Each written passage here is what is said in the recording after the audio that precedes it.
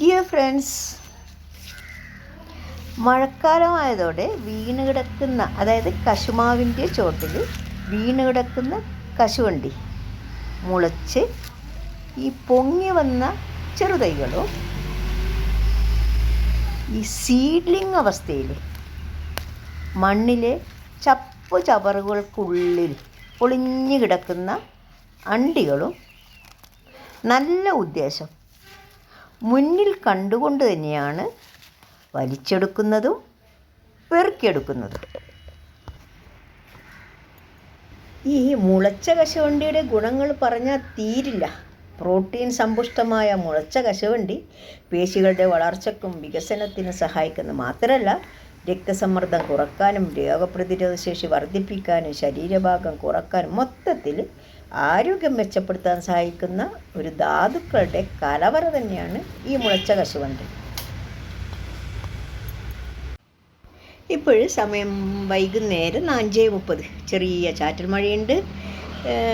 ഈ പ്രകൃതി താനേ നൽകുന്ന ഈ അമൂല്യ വിഭവങ്ങളിൽ ഇത് മാത്രമല്ല, മുറ്റത്തും പറമ്പിലൊക്കെ ഓടി നടന്ന് കിട്ടാവുന്ന വിഭവങ്ങളൊക്കെ ശേഖരിച്ചുകൊണ്ടിരിക്കുകയാണ്. ഇന്ന് രാത്രിയിൽ ഒരു യാത്രയുടെ ഭാഗമായാണ് ഈ ഓട്ടവും ചാട്ടവും. പ്രത്യേകിച്ച് നമ്മുടെ നാടും വീടും വിട്ട് അന്യ വീട്ടിൽ താമസിക്കുന്ന മക്കൾക്ക് വേണ്ടിയാകുമ്പോൾ പ്രത്യേക ഊർജം തന്നെയുണ്ട്. ഈ മഴക്കാലമായതോടെ പറമ്പിൽ താനേ മുളച്ചു വന്ന കൂട്ടത്തിൽ മൃദുവായിലയും തണ്ടും ആകർഷകമായ പച്ചപ്പും വിറ്റമിൻ എയും സിയും ഫോസ്ഫറസ്, കാൽസ്യം, അയേൺ തുടങ്ങിയ മൂലകങ്ങളടങ്ങിയ സാമ്പാർ ചീര അല്ലെങ്കിൽ പരിപ്പ് ചീര എന്നൊക്കെ അറിയപ്പെടുന്ന സിലോൺ സ്പിനാച്ച് കുട്ടികൾക്കും മുതിർന്നവർക്കും പ്രത്യേകിച്ച് പ്രമേഹ രോഗികൾക്ക് കൊടുക്കാൻ പറ്റുന്ന ഇലക്കറികളിൽ കേമനെയാണ് ഞാൻ പുറത്തെടുക്കുന്നത്. കൂട്ടത്തിൽ കുറച്ച് ചായവനസിയുടെ ഇലയും. ഇത് നമ്മുടെ വീട്ടുമുറ്റത്തുണ്ടായ പിരിയമുളകാണ്. പിന്നെ കുറച്ച് കറിവേപ്പില. അങ്ങനെയല്ല, നമ്മുടെ കേരന്തിങ്ങും കേരള നാട്ടിൽ നിന്ന് കൊണ്ടുവന്നിട്ടുണ്ട്.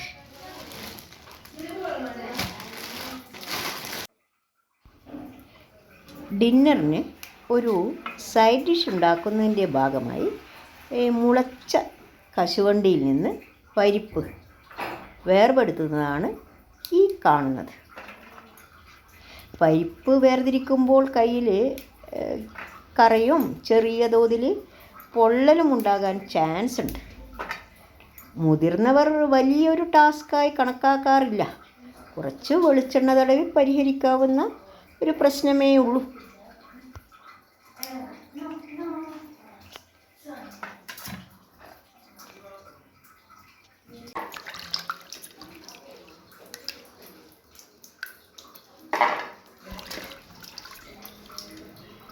ഈ നല്ലവണ്ണം കഴുകിയെടുത്ത പരിപ്പ്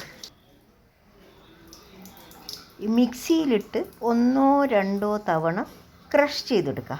അല്ലെങ്കിൽ ഇതുപോലെ ചെറു കഷ്ണമാക്കിയാലും മതി. ചെറുതായി അരിഞ്ഞു വെച്ച ചീരയിൽ 1 നുള്ള് ഉപ്പ്, 1/2 സ്പൂണ് മഞ്ഞൾപ്പൊടി, 2 പച്ചമുളക്, കറിവേപ്പില, 1 സ്പൂണ് മുളക് പൊടി, സവാള ചെറുതായി അരിഞ്ഞത്, തേങ്ങ ചിരകിയതും, പിന്നെ ഈ അണ്ടിപ്പരിപ്പും നല്ലതുപോലെ മിക്സ് ചെയ്ത് കൈകൊണ്ട് ഞെരടി കുറച്ച് സമയം വെക്കാം.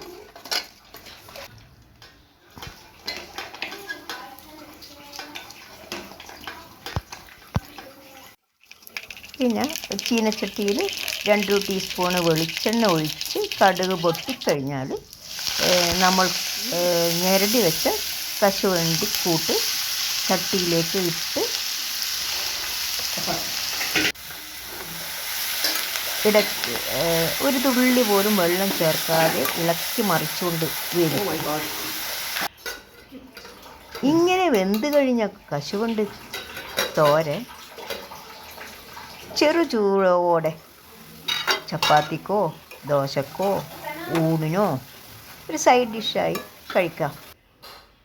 മുളച്ച അണ്ടിപ്പരിപ്പ് അധികം വെന്തില്ലെങ്കിലും ചെറിയ പച്ച രുചിയോടെ കഴിക്കാൻ നല്ല ടേസ്റ്റി ആയിരിക്കും.